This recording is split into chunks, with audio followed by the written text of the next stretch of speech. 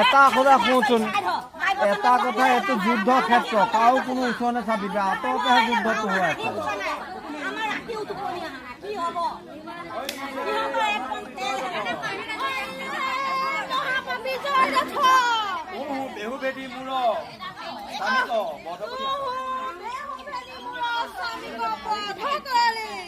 आज ताहार प्रति